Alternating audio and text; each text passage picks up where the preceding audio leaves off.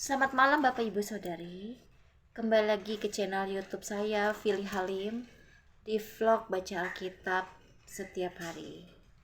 Bapak Ibu, kita akan lanjutkan baca Alkitab di Perjanjian Baru di Injil Lukas ya. Kita lanjutkan di Injil Lukas pasal 17 sampai 4 pasal ya, 17, 18, 19, 20 sampai 20 pasal. Sampai pasal 20 ya Bapak Ibu. Sebelumnya kita mau berdoa dulu. Tuhan, sebentar kami ingin baca firman-Mu Tuhan. Berkati kami Tuhan. Biarlah kami memiliki hati seperti tanah yang subur Tuhan. Begitu kami menanam, sebiji sesawi kami bertumbuh. Ketika kami menanam kebenaran firman-Mu, ini Tuhan, kami bertumbuh, mendengar dan bertumbuh di hati kami, sehingga kami bertunas Tuhan, semakin mekar dan besar. Terima kasih Tuhan, besar dalam arti kami memiliki rohani yang dewasa. Terima kasih Tuhan, haleluya, amin. Amin ya Bapak Ibu Saudari. Kita lanjutkan di pasal 17. Beberapa nasihat Yesus berkata kepada murid-muridnya. Tidak mungkin tidak akan ada penyesatan, tetapi celakalah orang yang mengadakannya. Adalah lebih baik baginya jika sebuah batu kilangan diikatkan pada lehernya, lalu ia dilemparkan ke dalam laut, daripada menyesatkan salah satu dari orang-orang yang lemah ini. Jagalah dirimu. Jikalau saudaramu berbuat dosa, tegurlah dia, dan jikalau ia menyesal, ampunilah dia. Bahkan jikalau ia berbuat dosa terhadap engkau 7 kali sehari, dan 7 kali ia kembali kepadamu dan berkata, aku menyesal, engkau harus mengampuni dia. Lalu kata rasul-rasul itu kepada Tuhan, tambahkanlah iman kami. Jawab Tuhan, kalau sekiranya kamu mempunyai iman sebesar biji sesawi saja, kamu dapat berkata kepada pohon ara ini, terbantunlah engkau dan tertanamlah di dalam laut, dan ia akan taat kepadamu. Next, lanjut ke perikop berikut. Ketika saya menggantikan perikop lain, saya akan katakan next ya. Next, tuan dan hamba. Siapa di antara kamu yang mempunyai seorang hamba yang membajak atau mengembalakan ternak baginya, akan berkata kepada hamba itu, setelah ia pulang dari ladang, mari segera makan. Bukankah sebaliknya ia akan berkata kepada hamba itu, sediakanlah makananku, ikatlah pinggangmu dan layanilah aku sampai selesai. Aku makan dan minum, dan sesudah itu engkau boleh makan dan minum. Adakah ia berterima kasih kepada hamba itu, karena hamba itu telah melakukan apa yang ditugaskan kepadanya? Demikian jugalah kamu, apabila kamu telah melakukan segala sesuatu yang ditugaskan kepadamu, hendaklah kamu berkata, kami adalah hamba-hamba yang tidak berguna. Kami hanya melakukan apa yang kami harus lakukan. Next, perikop berikut, ke-10 orang kusta. Dalam perjalanannya ke Yerusalem, Yesus menyusur perbatasan Samaria dan Galilea. Ketika ia memasuki suatu desa, datanglah 10 orang kusta menemui dia. Mereka tinggal berdiri agak jauh dan berteriak, Yesus, Guru, kasihanilah kami. Lalu ia memandang mereka dan berkata, pergilah, perlihatkanlah dirimu kepada imam-imam. Dan sementara mereka di tengah jalan, mereka menjadi tahir. Seorang dari mereka, ketika melihat bahwa ia telah sembuh, kembali sambil memuliakan Allah dengan suara nyaring, lalu tersungkur di depan kaki Yesus dan mengucap syukur kepadanya. Orang itu adalah seorang Samaria. Lalu Yesus berkata, bukankah ke-10 orang tadi semuanya telah menjadi tahir? Di manakah yang 9 orang itu? Tidak adakah di antara mereka yang kembali untuk memuliakan Allah selain daripada orang asing ini? Lalu ia berkata kepada orang itu, berdirilah dan pergilah, imanmu telah menyelamatkan engkau. Next, perikop berikut, kedatangan kerajaan Allah. Atas pertanyaan orang-orang Farisi, apabila kerajaan Allah akan datang, Yesus menjawab katanya, kerajaan Allah datang tanpa tanda-tanda lahiriah. Juga orang tidak dapat mengatakan, lihat, ia ada di sini atau ia ada di sana, sebab sesungguhnya kerajaan Allah ada di antara kamu. Dan ia berkata kepada murid-muridnya, akan datang waktunya kamu ingin melihat satu daripada hari-hari Anak Manusia itu, dan kamu tidak akan melihatnya. Dan orang akan berkata kepadamu, lihat, ia ada di sana, lihat, ia ada di sini. Jangan kamu pergi ke situ, jangan kamu ikut, sebab sama seperti kilat memancar dari ujung langit yang satu ke ujung langit yang lain, demikian pula lah kelak halnya Anak Manusia pada hari kedatangannya. Tetapi ia harus menanggung banyak penderitaan dahulu dan ditolak oleh angkatan ini. Dan sama seperti terjadi pada zaman Nuh, demikian pula lah halnya kelak pada hari-hari Anak Manusia. Mereka makan dan minum, mereka kawin dan dikawinkan, sampai kepada hari Nuh masuk ke dalam bahtera. Lalu datanglah air bah dan membinasakan mereka semua. Demikian juga seperti yang terjadi di zaman Lot. Mereka makan dan minum, mereka membeli dan menjual, mereka menanam dan membangun. Tetapi pada hari Lot pergi keluar dari Sodom, turunlah hujan api dan hujan belerang dari langit dan membinasakan mereka semua. Demikianlah halnya kelak pada hari di mana Anak Manusia menyatakan dirinya. Barang siapa pada hari itu sedang di peranginan di atas rumah dan barang-barang yang ada di dalam rumah, janganlah ia turun untuk mengambilnya. Dan demikian juga orang yang sedang di ladang, janganlah ia kembali. Ingatlah akan istri Lot. Barang siapa berusaha memelihara nyawanya, ia akan kehilangan nyawanya. Barang siapa kehilangan nyawanya, ia akan menyelamatkannya. Aku berkata kepadamu, pada malam itu ada 2 orang di atas satu tempat tidur, yang seorang akan dibawa dan yang lain akan ditinggalkan. Ada 2 orang perempuan bersama-sama menghilang, yang seorang akan dibawa dan yang lain akan ditinggalkan. Kalau ada 2 orang di ladang, yang seorang akan dibawa dan yang lain akan ditinggalkan. Kata mereka kepada Yesus, di mana Tuhan? Katanya kepada mereka, di mana ada mayat, di situ berkerumun burung nasar. Pasal 18, perumpamaan tentang hakim yang tak benar. Yesus mengatakan suatu perumpamaan kepada mereka untuk menegaskan bahwa mereka harus selalu berdoa dengan tidak jemu-jemu. Katanya, dalam sebuah kota ada seorang hakim yang tidak takut akan Allah dan tidak menghormati seorang pun. Dan di kota itu ada seorang janda yang selalu datang kepada hakim itu dan berkata, belalah aku terhadap lawanku. Beberapa waktu lamanya hakim itu menolak. Tetapi kemudian ia berkata dalam hatinya, walaupun aku tidak takut akan Allah dan tidak menghormati seorang pun, namun karena janda ini menyusahkan aku, baiklah aku membenarkan dia, supaya jangan terus saja ia datang dan akhirnya menyerang aku. Kata Tuhan, camkanlah apa yang dikatakan hakim yang lalim itu. Tidakkah Allah akan membenarkan orang-orang pilihannya yang siang malam berseru kepadanya? Dan adakah ia mengulur-ngulur waktu sebelum menolong mereka? Aku berkata kepadamu, ia akan segera membenarkan mereka. Akan tetapi jika Anak Manusia itu datang, adakah ia mendapati iman di bumi?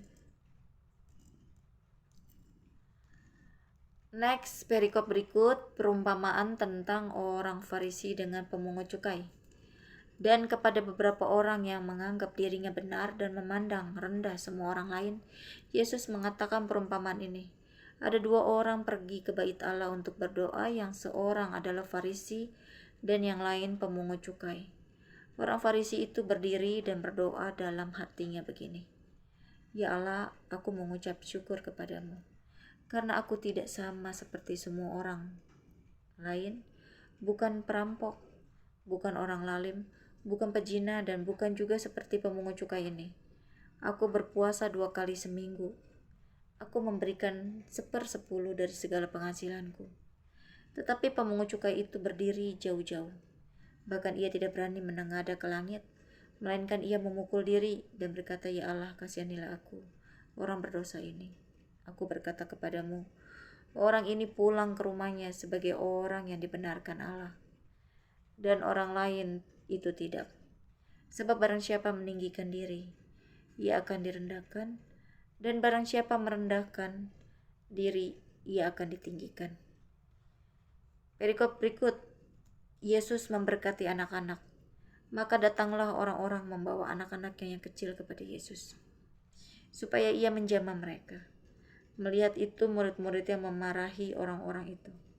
Tetapi Yesus memanggil mereka dan berkata, biarkanlah anak-anak itu datang kepadaku, dan jangan kamu menghalang-halangi mereka.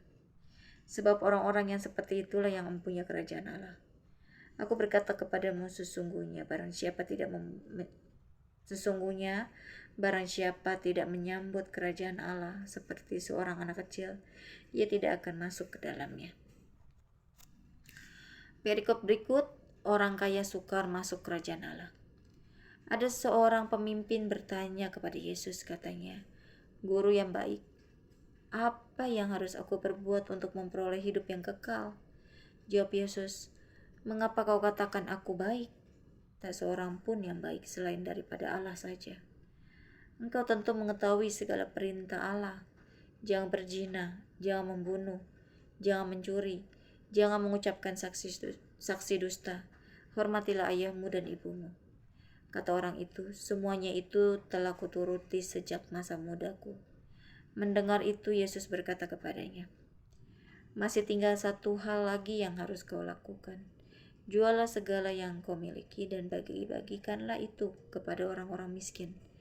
Maka engkau akan beroleh harta di surga. Kemudian datanglah kemari dan ikutlah aku. Ketika orang itu mendengar perkataan itu, ia menjadi amat sedih, sebab ia sangat kaya. Lalu Yesus memandang dia dan berkata, alangkah sukarnya orang yang beruang masuk ke dalam kerajaan Allah. Sebab lebih mudah seekor onta masuk melalui lubang jarum daripada seorang kaya masuk ke dalam kerajaan Allah. Dan mereka yang mendengar itu berkata, jika demikian, siapakah yang dapat diselamatkan? Kata Yesus, apa yang tidak mungkin bagi manusia, mungkin bagi Allah. Perikop berikut, upah mengikut Yesus. Petrus berkata, kami ini telah meninggalkan segala kepunyaan kami dan mengikut engkau. Kata Yesus kepada mereka, aku berkata kepadamu, sesungguhnya setiap orang yang karena kerajaan Allah meninggalkan rumahnya, istrinya atau saudaranya, orang tuanya atau anak-anaknya, akan menerima kembali lipat ganda pada masa ini juga. Dan pada zaman yang akan datang, ia akan menerima hidup yang kekal. Next, perikop berikutnya, pemberitahuan ketiga tentang penderitaan Yesus. Yesus memanggil ke-12 muridnya, lalu berkata kepada mereka, sekarang kita pergi ke Yerusalem dan segala sesuatu yang ditulis oleh para nabi mengenai anak manusia akan digenapi. Sebab ia akan diserahkan kepada bangsa-bangsa yang tidak mengenal Allah. Diolok-olokkan, dihina dan diludahi, dan mereka menyesal dan membunuh dia. Pada hari ketiga ia akan bangkit. Akan tetapi mereka sama sekali tidak mengerti semuanya itu. Arti perkataan itu tersembunyi bagi mereka dan mereka tidak tahu apa yang dimaksudkan. Maaf ya Bapak Ibu, saya minum dulu ya. Ini udah malam. Perikop berikut, Yesus menyembuhkan seorang buta dekat Yeriko. Waktu Yesus hampir tiba di Yeriko, ada seorang buta yang duduk di pinggir jalan dan mengemis. Waktu orang itu mendengar orang banyak lewat, ia bertanya, "Apa itu?" Kata orang kepadanya, "Yesus orang Nazaret lewat." Lalu ia berseru, "Yesus, anak Daud, kasihanilah aku." Maka mereka yang berjalan di depan menegur dia supaya ia diam. Namun semakin keras ia berseru, "Anak Daud, kasihanilah aku." Lalu Yesus berhenti dan menyuruh membawa orang itu kepadanya. Dan ketika ia telah berada di dekatnya, Yesus bertanya kepadanya, "Apa yang kau kehendaki supaya aku perbuat bagimu?" Jawab orang itu, "Tuhan, supaya aku dapat melihat." Lalu, saya ulang ya. Jawab orang itu, "Tuhan, supaya aku dapat melihat." Gitu. Lalu kata Yesus kepadanya, "Melihatlah engkau, imanmu telah menyelamatkan engkau." Dan seketika itu juga melihatlah ia, lalu mengikuti dia sambil memuliakan Allah. Seluruh rakyat melihat hal itu dan memuji-muji Allah. Pasal 19, Sakeus. Yesus masuk ke kota Yeriko dan berjalan terus melintasi kota itu. Di situ ada seorang bernama Sakeus, kepala pemungut cukai, dan ia seorang yang kaya. Ia berusaha untuk melihat orang apakah Yesus itu. Tetapi ia tidak berhasil karena orang banyak, sebab badannya pendek. Maka berlarilah ia mendahului orang banyak, lalu memanjat pohon ara untuk melihat Yesus yang akan lewat di situ. Ketika Yesus sampai ke tempat itu, ia melihat ke atas dan berkata, "Sakeus, segeralah turun, sebab hari ini aku harus menumpang di rumahmu." Lalu Sakeus segera turun dan menerima Yesus dengan sukacita. Tetapi semua orang yang melihat hal itu bersungut-sungut, katanya, "Ia menumpang di rumah orang berdosa."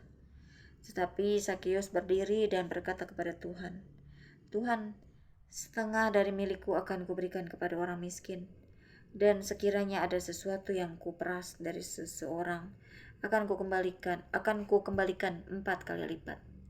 Kata Yesus kepadanya, "Hari ini telah terjadi keselamatan kepada rumah ini, karena orang ini pun anak Abraham. Sebab Anak Manusia datang untuk mencari dan menyelamatkan yang hilang." Perikop berikut, perumpamaan tentang uang mina. Untuk mereka yang mendengarkan dia di situ, Yesus melanjutkan perkataannya dengan suatu perumpamaan. Sebab ia sudah dekat Yerusalem dan mereka menyangka bahwa kerajaan Allah akan segera kelihatan. Maka ia berkata, ada seorang bangsawan berangkat ke sebuah negeri yang jauh untuk dinobatkan menjadi raja di situ, dan setelah itu baru kembali. Ia memanggil 10 orang hambanya dan memberikan 10 mina kepada mereka. Katanya, "Pakailah ini untuk berdagang sampai aku datang kembali."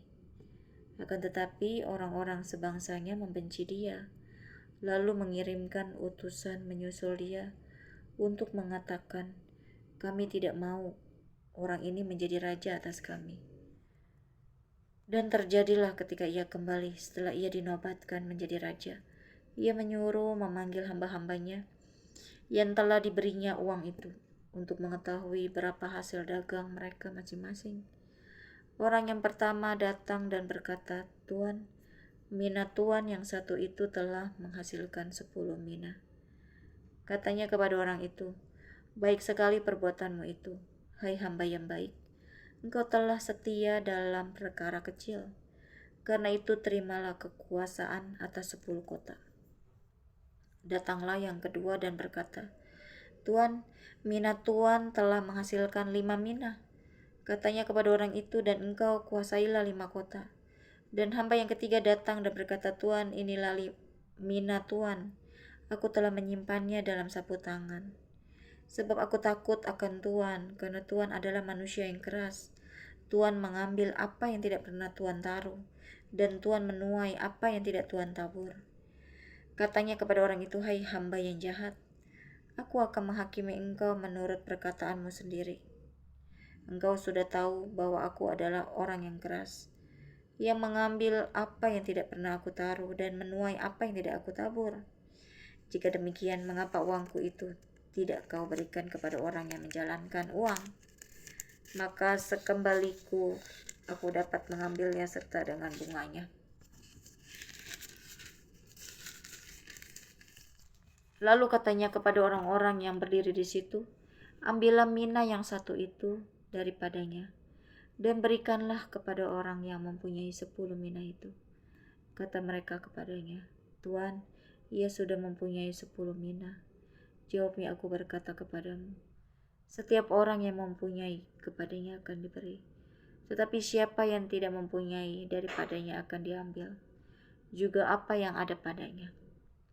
Akan tetapi semua seteruku ini yang tidak suka aku menjadi rajanya, bawalah mereka kemari dan bunuhlah mereka di depan mataku.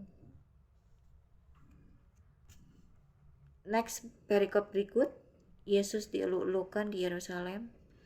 Dan setelah mengatakan semuanya itu, Yesus mendahului mereka dan meneruskan perjalanannya ke Yerusalem.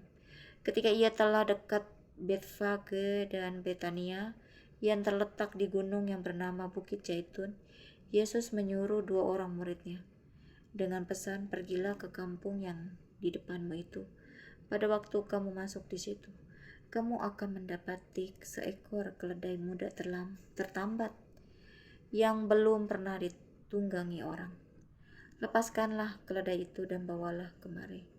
Dan jika ada orang bertanya kepadamu, mengapa kamu melepaskannya? Jawablah begini, Tuhan memerlukannya. Lalu pergilah mereka yang disuruh itu, dan mereka mendapati segala sesuatu seperti yang telah dikatakan Yesus. Ketika mereka melepaskan keledai itu, berkatalah orang yang punya keledai itu, mengapa kamu melepaskan keledai itu? Kata mereka, Tuhan memerlukannya. Mereka membawa keledai itu kepada Yesus, lalu mengalasinya dengan pakaian mereka, dan menolong Yesus naik ke atasnya.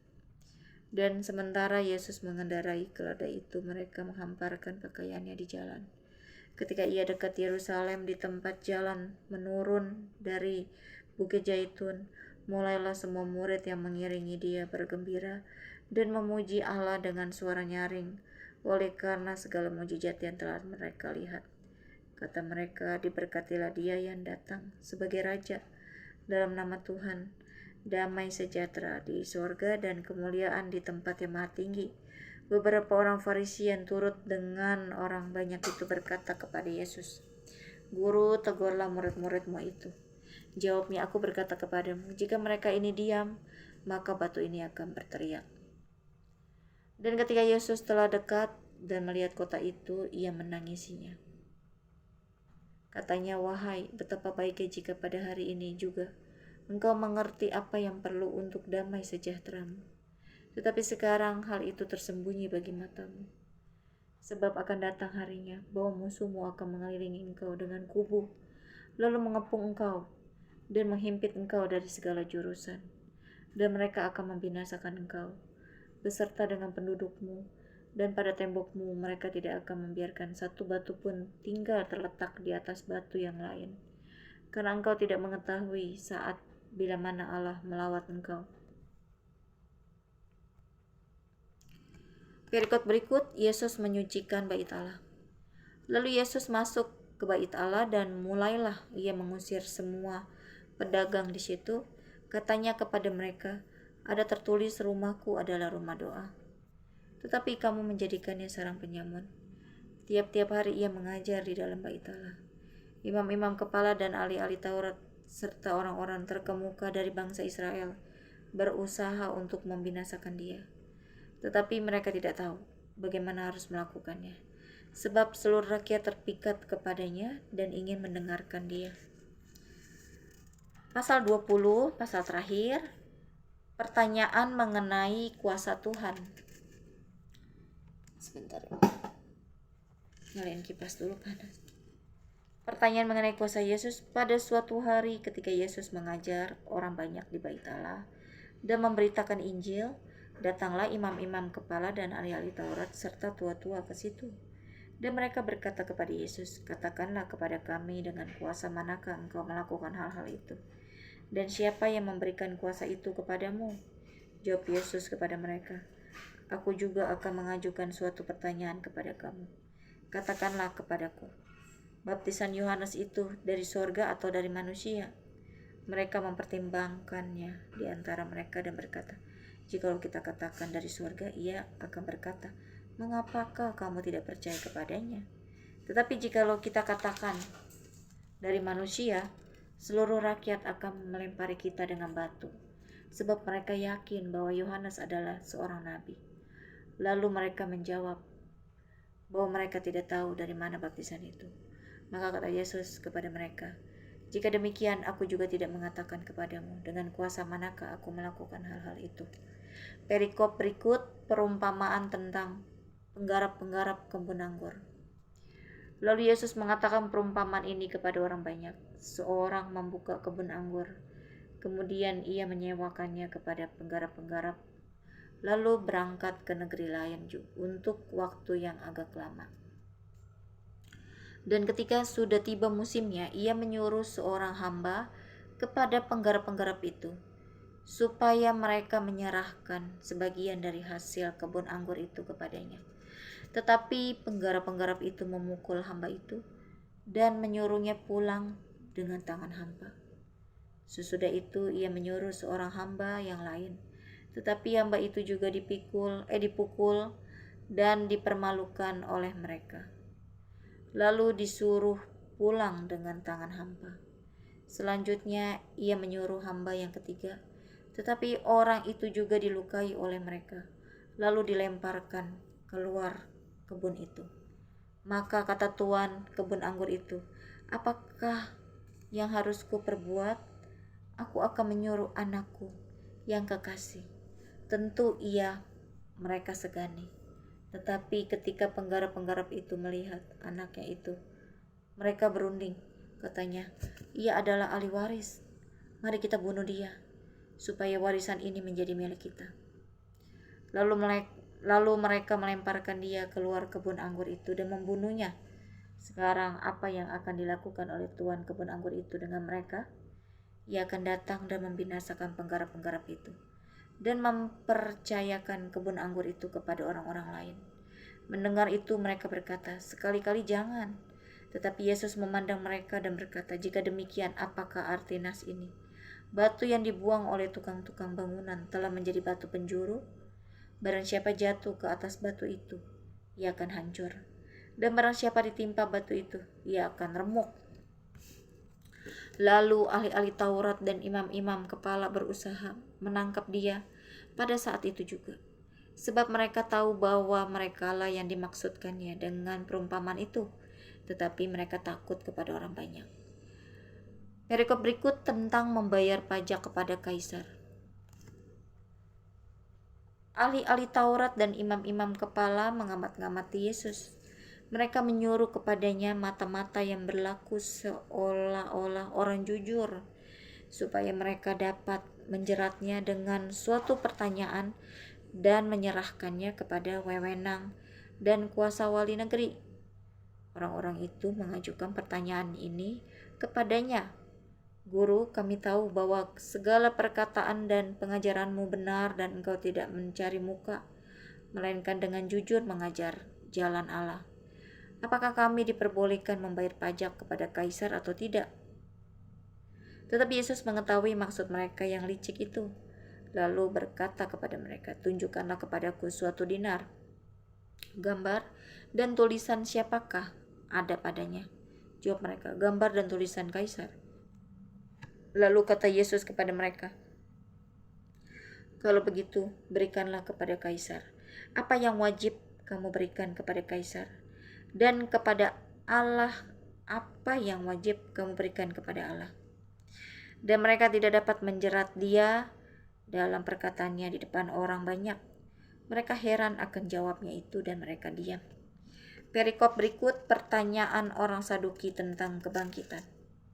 Maka datanglah kepada Yesus beberapa orang Saduki yang tidak mengakui adanya kebangkitan. Mereka bertanya kepadanya, "Guru, Musa menuliskan perintah ini untuk kita. Jika seorang yang mempunyai saudara laki-laki mati sedang istrinya masih ada, tetapi ia tidak meninggalkan anak, saudaranya harus kawin dengan istrinya itu dan membangkitkan keturunan bagi saudaranya itu. Adalah 7 orang bersaudara. Yang pertama kawin dengan seorang perempuan lalu mati dengan tidak meninggalkan anak. Lalu perempuan itu dikawini oleh yang kedua dan oleh yang ketiga, dan demikianlah berturut-turut oleh ketujuh saudaranya. Itu mereka semuanya mati dengan tidak meninggalkan anak. Akhirnya perempuan itu pun mati. Bagaimana sekarang dengan perempuan itu? Siapakah di antara orang-orang itu yang menjadi suaminya pada hari kebangkitan? Sebab ketujuhnya telah beristrikan dia. Jawab Yesus kepada mereka, orang-orang dunia ini kawin dan dikawinkan, tetapi mereka yang dianggap layak untuk mendapat bagian dalam dunia yang lain itu dan dalam kebangkitan dari antara orang mati tidak kawin dan tidak dikawinkan, sebab mereka tidak dapat mati lagi. Mereka sama seperti malaikat-malaikat dan mereka adalah anak-anak Allah, karena mereka telah dibangkitkan. Tentang bangkitnya orang-orang mati, Musa telah memberitahukannya dalam nas tentang semak duri, di mana Tuhan disebut Allah Abraham, Allah Ishak, dan Allah Yakub. Ia bukan Allah orang mati, melainkan Allah orang hidup, sebab di hadapan Dia semua orang hidup. Mendengar itu, beberapa ahli Taurat berkata, "Guru, jawabmu itu tepat sekali." Sebab mereka tidak berani lagi menanyakan apa-apa kepada Yesus. Next, perikop berikut, hubungan antara Yesus dan Daud. Tetapi Yesus berkata kepada mereka, "Bagaimana orang dapat mengatakan bahwa Mesias adalah anak Daud? Sebab Daud sendiri berkata dalam kitab Mazmur, Tuhan telah berfirman kepada Tuanku, duduklah di sebelah kananku, sampai kubuat musuh-musuhmu menjadi tumpuan kakimu." Jadi Daud menyebut dia tuannya, bagaimana mungkin ia anaknya pula? Perikop berikut, Yesus menasihatkan supaya waspada terhadap ahli-ahli Taurat. Ini yang terakhir ya Bapak Ibu ya. Ketika semua orang banyak mendengarkan Yesus berkata kepada murid-muridnya, waspadalah terhadap ahli-ahli Taurat yang suka berjalan-jalan memakai jubah panjang dan suka menerima penghormatan di pasar, yang suka duduk di tempat terdepan di rumah ibadat dan di tempat terhormat dalam perjamuan, yang menelan rumah janda-janda dan yang mengelabui mata orang dengan doa yang panjang-panjang. Mereka itu pasti akan menerima hukuman yang lebih berat. Amin. Bapak Ibu, kita sudah selesai. Kita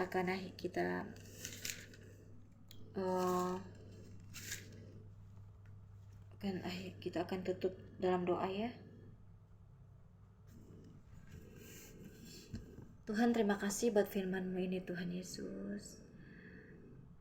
Biarlah kami semakin rajin merenungkan firman-Mu Tuhan setiap hari. Merenungkan siang, pagi, siang, dan malam Tuhan. Agar kami terus mengingat Tuhan kebaikan Engkau, kuasa Engkau Tuhan, dan kedahsyatan-Mu Tuhan, dan apa rencana Engkau untuk kami, dan mengerti akan apa rencana-Mu kepada setiap kami, agar kami tidak kecewa kepadamu atau benci kepadamu. Bahkan kami semakin dekat kepadamu Tuhan. Terima kasih Bapa, di dalam nama Tuhan Yesus. Haleluya. Amin. Tuhan Yesus memberkati Bapak Ibu Saudari. Bye.